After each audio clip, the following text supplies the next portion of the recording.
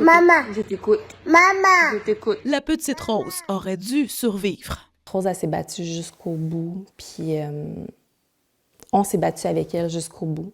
Elle avait 18 mois lorsque les médecins ont détecté une leucémie, avant même les premiers symptômes. On était quand même confiants. Puis, tu sais, après le premier mois d'hospitalisation et de chimio intense, Rose était en rémission déjà là. On y croyait là, qu'elle allait passer au travers.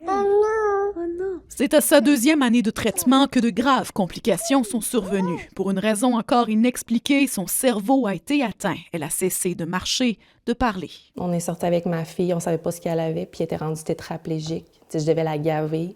Ariel a mis sa vie sur pause pendant 2 ans pour prendre soin à la maison de sa fille jour et nuit. La fillette a frôlé la mort à plusieurs reprises.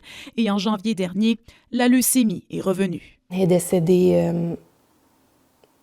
dans nos bras, toute la famille. Puis, c'est ça, elle est partie, puis elle était bien.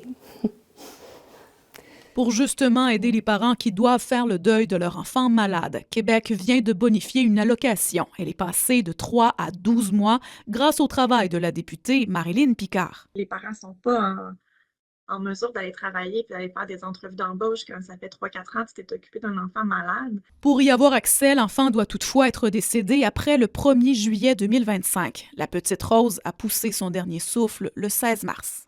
Ariel, elle n'a pas droit. Puis on comprend, puis on salue le travail de Mme la députée Picard. On trouve que c'est extraordinaire le pas qui a été fait de 3 mois à 1 an. Il fallait que le ministre, avec son budget, mette une date de départ. Donc, c'était ma grande crainte là, que des gens qui ne peuvent pas se qualifier juste à cause d'une date, là, c'est épouvantable. Et dans les derniers mois, les proches d'Ariel ont donc multiplié les démarches, notamment auprès de leurs députés provinciales et fédérales. Mais aucun programme d'aide n'est disponible pour elle. Où on trouve l'argent pour faire notre deuil?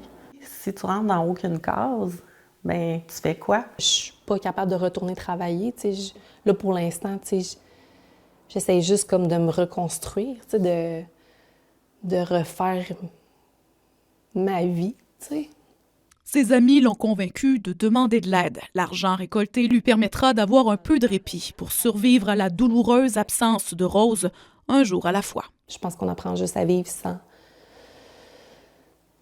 sans son enfant, puis c'est ça. C'est vraiment pas évident. Catherine Pellerin, TVA Nouvelles, La Pocatière.